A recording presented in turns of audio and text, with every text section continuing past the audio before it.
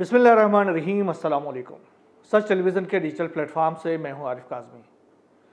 America, Iran और Israel के दरमियान जारी कशीदगी के हवाले से अहम तरीन खबरें हैं आपके साथ शेयर करना है। ख़ास तौर पर जो ईरान और अमेरिका के दरमियान कशीदगी है उसके हवाले से खुद अमेरिका के अंदर से मुसलसल आवाज़ें उठती जा रही है। हम अपने इन व्लॉग्स में इस हवाले से हम मुसलसल आपको आगाह करते जा रहे हैं। और जनरल डैन केन जो कि अमेरिका के joint chief of staff committee हैं, उनके हवाले से हम पहले भी बताते आए हैं कि वो मुसलसल इस जंग के ख़िलाफ़ अपनी आवाज़ बुलंद करते रहते हैं। ख़ास तौर पर ट्रंप इंतज़ामिया को आगाह करते जा रहे हैं कि ये जो जंग आपने शुरू किया है, इस जंग के ख़तरनाक नताइज सामने आ रहे हैं, लिहाजा इस जंग को ख़त्म करें। लेकिन ट्रंप जो है वो अपने इस जो वार मॉन्गरिंग है उससे बाहर नहीं निकल रहा। लेकिन आज joint chief of staff committee America general Dan Caine की जानिब से एक बार फिर ये तजवीज़ दी गई है कि हमें इस जंग से निकलना होगा। ये अमेरिका को वार्निंग दी है, उसने डोनाल्ड ट्रंप को वार्निंग दी है कि भाई हमारे इस जंग के अंदर रहने के बड़े ख़तरनाक नताइज सामने आ रहे हैं, इसका नतीजा जो है वो उल्टा सामने आ रहा है, लिहाजा हमें फौरी तौर पर इस जंग को ख़त्म करना पड़ेगा। वो कहते हैं कि ये जो जंग है वो तनहा फ़िज़ाई ताकत के ज़रिए हम नहीं जीत सकते, इसके लिए ग्राउंड फोर्सेस का भी वहाँ मौजूद होना ज़रूरी है, इसके साथ साथ इंटरसेप्टर्स का भी वहाँ होना ज़रूरी है, और इसके साथ साथ तमाम तर वो असला जिसके ज़रिए इस जंग को जो ईरान के जो मुश्किल तरीन टेरेन्स है उसको अबूर करके वहाँ पर हम किस हद तक स्टे कर सकते हैं, ये बहुत बड़ा मैटर करता है। लिहाजा ये हमारे बस की बात नहीं है, हमें इस जंग से बाहर निकलना चाहिए। तो ये अमेरिका के अंदर सबसे स्ट्रॉन्ग यानी army chief of joint chief of staff committee की तरफ से इस तरह के बयान आना ये कोई मामूली बात नहीं है। इससे पहले भी आपको पता है कि अमेरिका की जो फोर्सेस है उनके बड़े अहम किस्म के रहनुमा जो है वो इन्हीं बुनियादों के ऊपर ट्रंप से इख्तलाफात करके इस्तीफा दे के घर चले जा चुके हैं। लेकिन ट्रंप चूँकि इसराइल के मुसलसल ज़ेर असर हैं और इसराइल के वज़ीर आज़म बेंजामिन नेतन्याहू जो है वो उनके ऊपर दबाव डाले रखा हुआ, उनकी गर्दन पे हाथ डाले रखे हुए हैं। लिहाजा जो भी फैसला इस वक्त डोनाल्ड ट्रंप कर रहा है वो अपनी कैबिनेट के कहने पर नहीं कर रहा, अपने फोर्सेस के कहने पर नहीं कर रहा, बल्कि इसराइल के वज़ीर आज़म बेंजामिन नेतन्याहू के कहने के ऊपर कर रहा, क्योंकि वहाँ पर एब्स्टाइन फाइल्स जो है वो दरमियान में मौजूद है। ट्रंप आएँ बाएँ शाएँ करने की कोशिश करते हैं तो उनको कोई तस्वीर दिखाई जाती है, मुझे तो ये लग रहा, जिसकी वजह से वो फिर सीधे हो जाते हैं और अपना ऐसा बयान दे देते हैं जैसे वो इसराइल का नुमाइंदा हो, अमेरिका का नुमाइंदा नहीं हो। इस वक्त अमेरिका के ऊपर ये कहना बेजाना होगा कि ट्रंप का की कोई हुक्मरानी नहीं है, बल्कि इसराइल की हुक्मरानी है, बेंजामिन नेतन्याहू की हुक्मरानी है। वो जिस तरीके से चाहते हैं उसी तरीके से अमेरिकी गवर्नमेंट जो है वो चल रही होती है। अच्छा, अमेरिकी सेनेटर्स जो है वो भी मुसलसल तौर पर कोशिश कर रहे हैं कि इस जंग को ख़त्म किया जा सके। अभी भी एक करारदाद दोबारा से अमेरिकी सेनेटर्स की जानिब से लाई गई है ऐवान में कि इस जंग को फौरी तौर पर ख़त्म कर दिया जाए। अमेरिकी सेनेटर्स से बैकन लोपर ये कहते हैं कि ईरान के ख़िलाफ़ जो जंग है उसमें अमेरिकी जानें ज़ाया हो रही हैं, हमारे जो गैस है वो ख़त्म हो रही है, हमारे फर्टिलाइज़र्स हैं वो ख़त्म हो रहे हैं और हमारी फ़ौज का ज़ख़ीरा ख़त्म हो रहा, लिहाजा जल्दी करें, इस जंग से बाहर निकले, हमारे लिए अब जीना बड़ा मुश्किल हो रहा है। इस जंग के नतीजे के अंदर ये हो सकता है कि ख़ुद अमेरिका जो है वो उस जंग के आग में बिल्कुल वो जल कर राख हो सकता है। लिहाजा इस जंग को ख़त्म करना बहुत ज़रूरी है। इसी तरीके से ईरान अमेरिका के ही जो दीगर तज्ज़ियाकार हैं जो जंग से मुतलिक या दिफा से मुतलिक जो तज्ज़ियाकारी करते हैं वो भी इस जंग के ख़िलाफ़ हैं और मुसलसल ट्रंप इंतज़ामिया को ये आगाह करते जा रहे हैं कि भाई आप जो है वो इस जंग से बाहर निकलें, इसके नताइज जो है वो उल्टे हो रहे हैं और अमेरिका खुद इस जंग के अंदर जल कर राख होता जा रहा है। इस वक्त अमेरिका के अंदर जो ऑयल प्राइसेस हैं वो बहुत ज़्यादा बढ़ गई हैं, अशियाए खुर्दनोश की चीज़ें हैं, कीमतें हैं वो बहुत ज़्यादा बढ़ गई हैं और लोगों का जीना दोबर हो गया है, उनके जो ट्रेवल के जो एक्सपेंसेस है वो बहुत ज़्यादा बढ़ गई हैं। तो ये ज़्यादा देर नहीं हो सकता। अभी मैंने कल अपने व्लॉग में भी कहा था कि इवन सऊदी अरब की जानिब से भी जो अमेरिका को जो तेल की सप्लाई थी वो ज़ीरो हो चुकी है। अब जब स्ट्रेट ऑफ हॉर्मोज़ के बाद अब बाब अल मंदब भी जब बंद हो गई है सऊदी अरब के लिए, तो फिर सऊदी अरब कोई चीज़ अमेरिका के लिए एक्सपोर्ट नहीं कर पा रहा, जिसकी वजह से अमेरिका के लिए सऊदीया का जो तेल है वो 0% हो गया है। तो यह सूरत हाल जो है अमेरिकी इकॉनमी को अंदर से खाए जा रहा है। अभी शिकागो यूनिवर्सिटी के प्रोफेसर हैं, मारूफ तज्ज़ियाकार भी हैं, रॉबर्ट पीप, उन्होंने कहा है कि ट्रंप जो है वो बिल्कुल इसके सामने इतना फंस गया है बुरी तरीके से कि उसके सामने सिर्फ दो रास्ते रह गए हैं। एक रास्ता ये है कि ईरान के बढ़ते हुए इलाकाई जो असर व रसूख है उसको तस्लीम करते हुए ट्रंप जो है इस जंग को ख़त्म करने का ऐलान करे, या दूसरी सूरत यह है कि इस जंग को मज़ीद वसअत दे दे।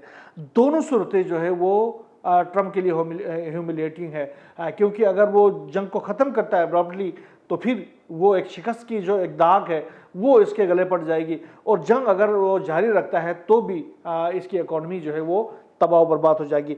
वो मज़ीद लिखते हैं कि अब ट्रंप के लिए जंग ख़त्म करना भी मुश्किल है और इसे मज़ीद वसअत देना भी इंतहाई ख़तरनाक साबित हो सकता है।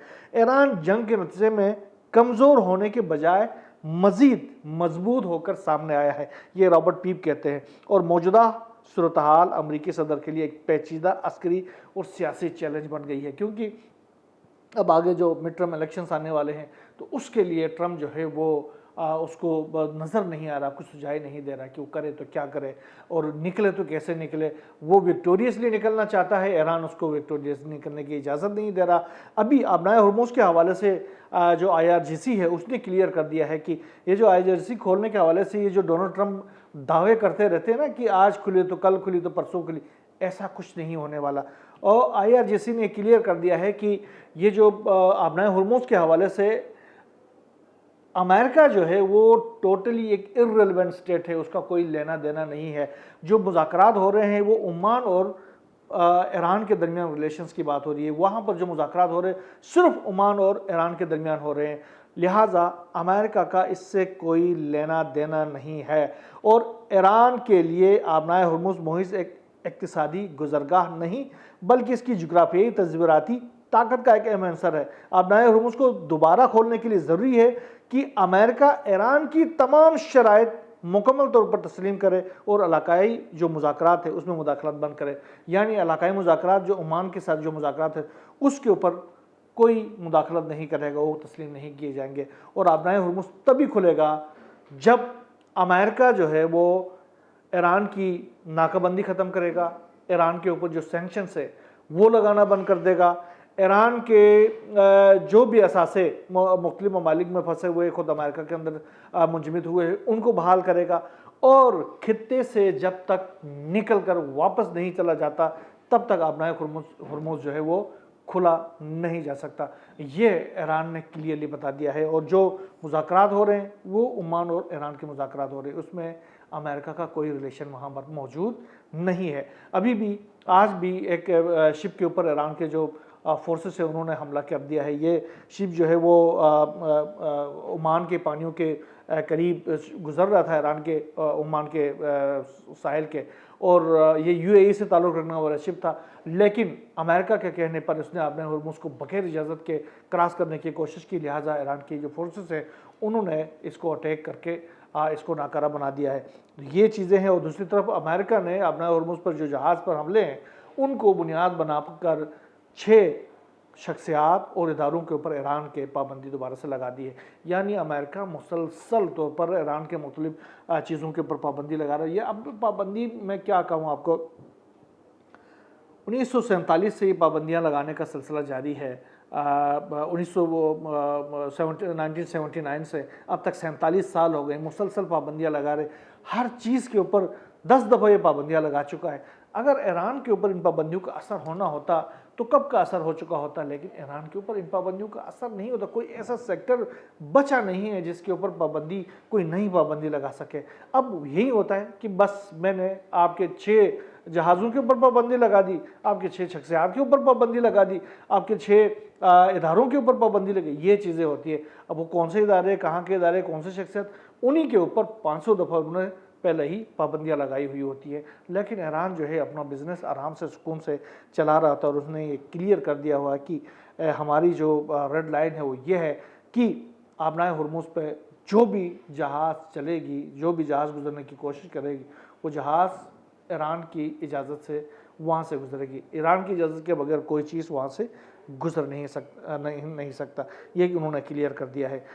इसके अलावा जो अब ये जो पाबंदियाँ ईरान की जानिब से लगाई जा रही है, मैंने अभी भी आपको कहा कि सऊदी अरब से भी जो तेल के कि एक्सपोर्ट जो है वो बंद हो गई है अमेरिका की तरफ। तो इस वक्त सूरत हाल ये हो गई है, ये ईरानी जो न्यूज़ एजेंसियाँ हैं वो इसका दावा कर रही हैं कि अमेरिका के पास तेल के जो उसकी जो रिज़र्व्स है, जो स्पेशल रिजर्व्स होते हैं वो ख़त्म होने के लिए सिर्फ 43 दिन बाकी रह गई हैं। और ये उन्होंने कहा, ये जो अदाद-ओ-शुमार उन्होंने बता दिया है, अमेरिकी इन्वेस्टमेंट बैंक के अदाद-ओ-शुमार उन्होंने डिक्लेयर किया है कि ये अमेरिकी इन्वेस्टमेंट बैंक के अदाद-ओ-शुमार है कि अमेरिका के जो स्ट्रेटेजिक पेट्रोलियम रिजर्व है वो 1983 के बाद अपनी कम तरीन सतह पर पहुंच गया है। और इस वक्त ये ज़ख़ीरा अमेरिका की मजमूई खाम तेल की खपत के सिर्फ 43 दिन के बराबर है। और अगर अमेरिका को मज़ीद खाम तेल की तरसील न हुई तो मुल्क को तेल की शदीद किल्लत का सामना करना पड़ सकता है। यानी आज से 43 दिन बाद अगर हम देखें तो अमेरिका के अंदर जो है वो हर चीज़ जाम हो रही होगी। ये सूरत हाल हो गई अगर अमेरिका तक तेल बराबर तरीके से नहीं पहुंचना शुरू हो गया, रुक गया। और तो इस सिलसिले को भी वहाँ से निकलने के लिए भी ट्रंप को आखिरकार कोई सह पैसे चाहिए। ट्रंप वहाँ से निकलने की कोशिश कर रहा, लिहाजा वो आजकल आपने देखा होगा कि मुसलसल तौर पर कह रहे हैं कि अपना हुर्मुज़ आज खुला तो कल खुला, परसों खुला तो तरसों खुला, और ईरान के साथ हमारे मुज़ाकरात चल रहे हैं, बड़े कामयाबी के साथ चल रहे हैं। ईरान जो है, ईरानी जो है वो बड़े डिफ़िकल्ट किस्म के मुज़ाकरातकार हैं। ईरान जो है वो बड़े जीनियस किस्म के मुज़ाकरातकार हैं। ईरान के ऊपर हम बस हमला करने वाले हैं, और ईरान के ऊपर नहीं हम हमला नहीं करने वाले। तो कल आपने देखा होगा कि ईरान की जो हुकाम थे उन्होंने ये कहा कि यार ये ड्रामाबाजी आपने मचा रखी है, इस ड्रामाबाजी को ख़त्म करें।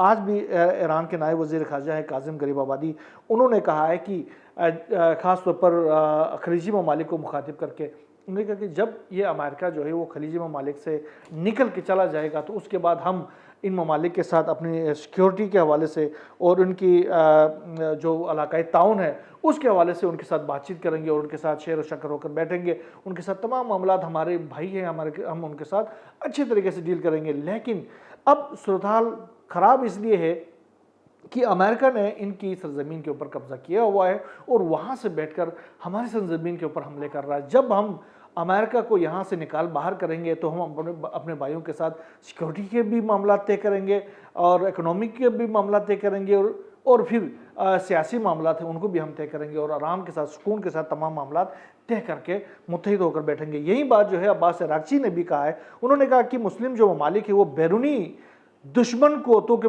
मुकाबले में मुत्तहिद हों और अपने वसाइल पर इन्हिसार करना सीखें। वो इन्हिसार करें अपने वसाइल पर, उनके वसाइल रिच हैं, वो उनके अवाम बड़े डायनामिक किस्म के अवाम हैं। अगर वो बैरूनी जो अनासिर हैं उनके ऊपर रिलाय करने के बजाय अपने ऊपर एतमाद करना शुरू करेंगे तो वहाँ से उनकी कैपेबिलिटीज़ भी बढ़ेंगी, उनकी अपनी ताकत भी बढ़ेगी, वो खुद कफालत हासिल कर सकेंगे। और उन्होंने ये कहा कि ईरानी मुसल्लह अफवाज ने दुनिया की महंगी तरीन अस्करी क़ुव्वत के मुकाबले में अपनी ताकत दिखाई है। मुस्लिम ममालिक मुत्तहिद हों तो हर बैरूनी अनासिर के दरपेश जो चैलेंजेस है उनका मुकाबला बड़ी आसानी के साथ किया जा सकता है। तो आप अंदाज़ा करें कि अगर ये सूरत हाल होती है, अमेरिका जो है वो खलीज से निकल के बाहर चला जाता है, अपने बोरिया बिस्तर समेट लेता है, तो उसके बाद जो है वो ये मुस्लिम ममालिक जो हैं वो आपस में इकट्ठे होकर आपस में सिक्योरिटी के भी मुआहदे कर सकते हैं, इकोनॉमी के भी मुआहदे कर सकते हैं और फिर उनके सोशल और इकोनॉमिक पॉलिटिकल मुआहदे भी कर सकते हैं और आपस में शेर व शकर होकर आपस में बैठ सकते हैं। ये अगर इसके अल्टर्ड सूरत हाल रही, अगर उन्होंने रखा इनके जो बेसिस है उनके ऊपर रिलाय करना शुरू किया तो ये सूरत हाल जो है वो सही नहीं रहेगी। अब जो जंग के अंदर जो 40 रोज़ा जंग हो, 12 रोज़ा जंग हो या फिर उसके बाद की जो सूरत हाल है अब तक की, तो ईरान ने अमेरिका को जो शिकस्त दी है, जो तबाही मचाई है, अब ईरान ने एक नुमाइश का एहतमाम किया है तेहरान के अंदर जिसमें दिखाया गया है कि ईरान ने हमला करने वाले जो तैयारे हैं, जो प्रोजेक्टाइल्स है, उनके साथ क्या किया है। उन्होंने उस नुमाइश के अंदर अमेरिका के जो F-15 जो तैयारे हैं, तैयारा है, उसकी भी जो जितने भी आसार हैं वो उन्होंने वहाँ पर रिकवर करके दिखाया। एवन वो जो पायलट की जो सीट होती है उसको भी उन्होंने, इजेक्शन सीट, उसको भी वहाँ पर नुमाइश के लिए रखा है। ये वही जहाज़ है F-15 जिसके पायलट जो है वो इजेक्ट कर गए थे। उसके बाद अमेरिका ने उन पायलटों को रेस्क्यू करने के लिए अपने जहाज़ों की एक पूरी स्क्वाड्रन वहाँ पर भेज दी थी, और तमाम के तमाम जो उनके जो स्क्वाड्रन थे वो तबाह बर्बाद हो चुके थे। उसमें अमेरिकी फोर्सेस की भी एक बहुत बड़ी तादाद जो है मारी गई थी, और बहुत सारे जो है वो गिरफ्तार भी हुए थे। इवन इन पायलटों के हवाले से भी कहा जा रहा है कि अभी भी ईरान के पास ये मौजूद है, इनमें से कुछ जो है मौजूद हैं। बहरहाल आगे आने वाले दिनों में इसके हवाले से पता चल जाएगा कि किस हद तक ईरान ने अमरीकी जो फोर्सेस है उनको अपने कब्जे में रखा हुआ है, क्योंकि जो जहाज़ जितने भी आए थे इस्फहान के अंदर, उन सब जहाज़ों को उन्होंने तबाह कर दिया था। और उसके अंदर लामाला खाली जहाज़ तो नहीं आए थे वहाँ पर, उसमें अमला मौजूद था, उसमें फोर्सेस मौजूद थे, वो बाकायदा तौर पर ग्राउंड ऑपरेशन करने के लिए वहाँ आए हुए थे। और उनके जब जहाज़ तबाह हो गए हैं तो वो लोग कहाँ गए होंगे? उनमें से कुछ को तो अमेरिका ने खुद हमला करके उन जहाज़ों को तबाह करने के लिए जब हमला किया था तो वो उसके साथ मारे गए हैं, और जो बच गए हैं उनको ईरान ने उठाकर अपना मेहमान बनाया हुआ। आने वाले दिनों में जो भी नई डेवलपमेंट इस हवाले से सामने आती रहेगी, इंशाल्लाह हम आपसे शेयर करते रहेंगे। यहाँ बस इतना ही। अल्लाह हाफ़िज़।